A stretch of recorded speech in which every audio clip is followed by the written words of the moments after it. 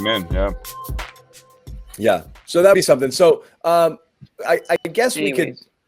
we could Put a bow on transition. Kemba. We had a Tatum turn the corner game, and then we had a Tatum looks like ass game, which is Wow.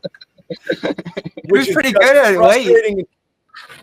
Which is frustrating and confusing to people because, and again, you know, he did a thing or two late. What do you mean, but Johnny? He looked like he was moving. Yeah, he turned it over twice in the final minute. Oh, come on. Twice late. He almost cost him. He almost cost him that game with the late stuff. Yeah, bad pass. Driving into nothing, pass to nobody, and then the offensive foul call. And I know, Bobby, you're super against it, but he did lean into him. I mean, it could have been a no call, but they called it. They reviewed it, and then they confirmed it. So I don't know. I don't like the way they handle those, though, the way they give it out. And again, this game could have gone in a different direction if that jump ball didn't go Boston's way, which it drives me crazy because of the fact that they call the foul. Rob has it. Rob has a layup. Why can't common sense prevail there? I know that's probably the rule, but it's a ridiculous rule that you go to jump ball in all these different situations. So again, we're seeing game after game in crunch time, replay, jump ball. There's no game. It's just like, oh, let's restart because we can't figure this out.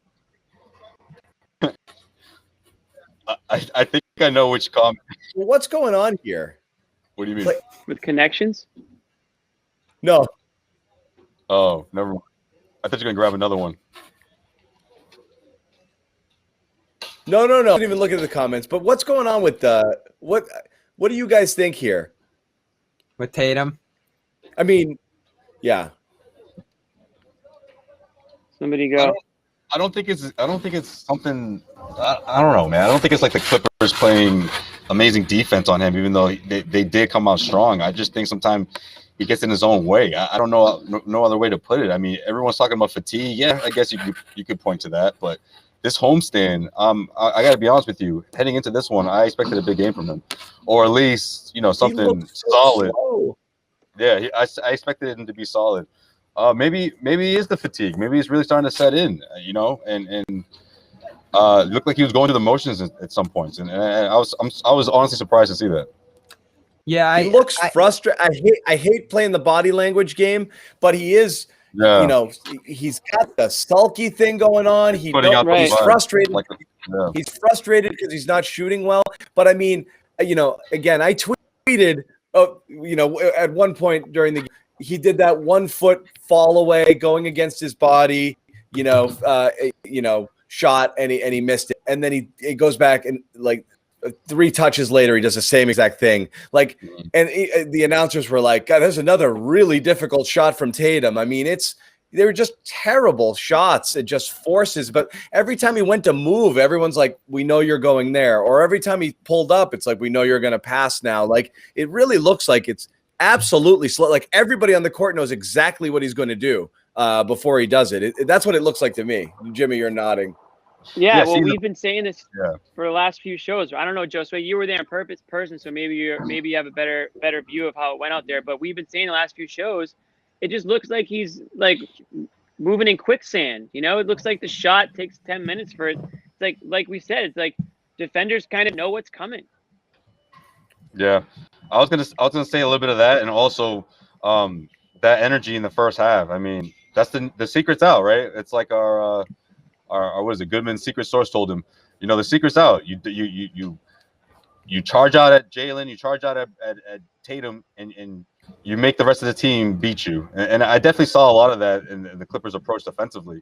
But I mean, I don't think they anticipated Kemba to light up like the way he did, or Jaylen to get out to a hot start, and that really held them through into the halftime. So yeah, Beverley's a tremendous. This is kind of my fear. I was going to say Beverley's a tremendous defender, and that plays a role in it. I feel like whoever he guarded tonight was going to be shut down completely. If you want to go the Kemba route, Kemba probably goes 3 for 12 in this game. So that guy is incredible. How tall is Beverley? He's short, but man, he gets up under you. He sits under your feet as you're shooting, as you're dribbling. The way he gets in the guys without fouling. Shoot right over the top of that all game if you've got that. I've played short. I've played short guys like that, and it can completely throw you off your Yeah, game when sure. a guy gets underneath you. But my overall point on him, though, 10 with a high release, that's a gift right there. I get it, and your overall point's Turn right and shoot. Just turn and shoot. About this like second quarter. That's the only way he scores is just being taller.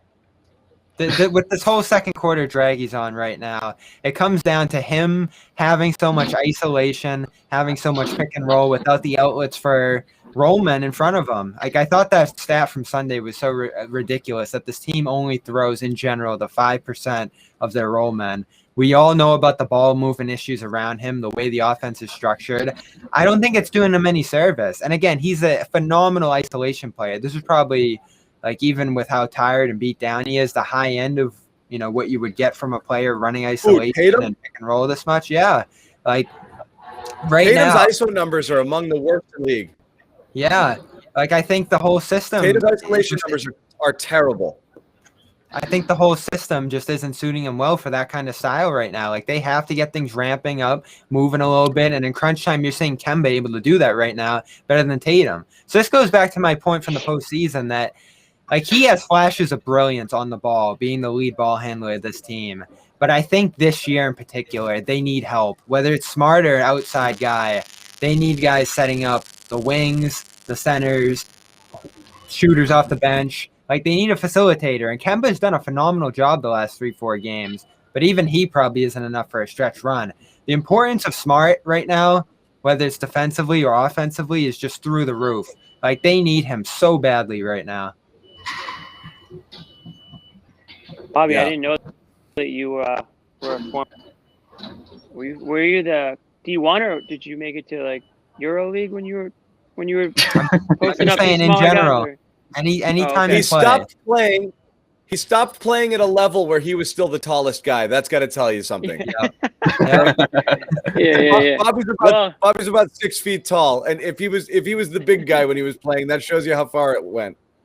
He would have lasted longer, but these little guys they just got to him. You know, they made it uncomfortable for him. It does, yeah. That's all I'm trying to give some context and example for my playing days.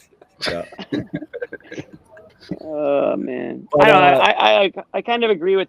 I don't want to harp on Tatum too much because I feel like I'm repeating myself for every show now. Because unfortunately, he's stringing together these, whiff performances, and it's like, what's going on with this guy? And I know that Bobby, you had a pretty good article I read earlier today that you talked to Drew Hanlen a little bit about Tatum, and it sounded like he mentioned something about COVID. He's been there. horrible.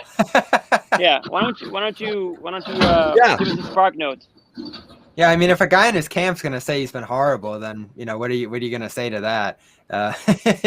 But the COVID thing's real.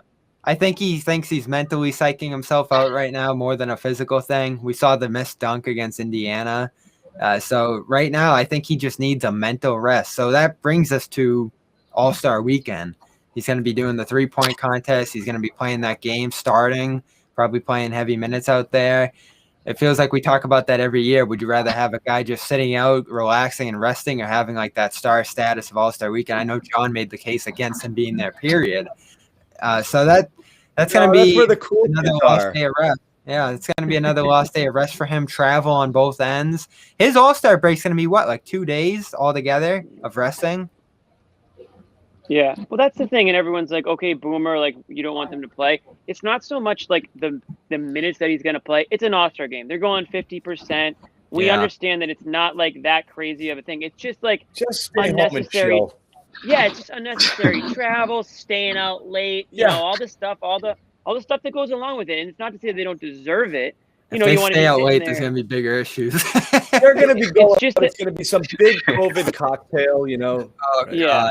Something will happen there. Max doesn't believe me, but I'm like, you really think that club in Atlanta, the infamous club, Magic City is not going to have some sort of event that weekend? You're crazy. Not just Magic City. Yeah, of course. Kenny Smith's gonna do his annual party. He's gonna do all that. Like, it's gonna be not gonna be all over Instagram. But come on, TNT headquarters. You really think he's got exactly? Like they know everyone. They know the who's that all the venues. And, there's gonna be plenty of money to grab for those venues. every single major Atlanta rapper is hosting an event this weekend at every single club there. Like, they are going full speed ahead, and the mayor's saying don't come. But all these clubs are like, come on in. Come on. You don't think Jaylen Brown knows a couple hot spots in the city? Oh man, him and Come Gucci will be on now. chilling all weekend. Come on. I do think the league's going to clamp down in a big way, though. Like, they're going to shut down the hotel and make them come in and out. They might not even stay the night. They might get all those guys out of there because they can't risk this. They can't. All the stars. They can't. They're not in the bubble, Bobby.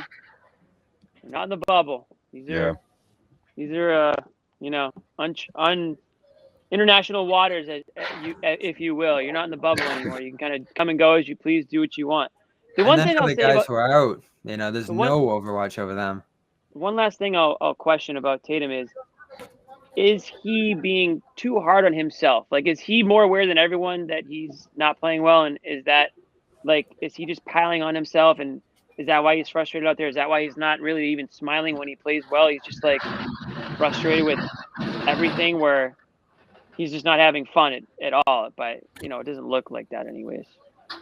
I think so. I think Tatum's the kind of scorer that he's not going to slow down, right? I mean, if he goes, 1 for 10, he's going to still take shots. I mean, I think that's a sign of a great scorer.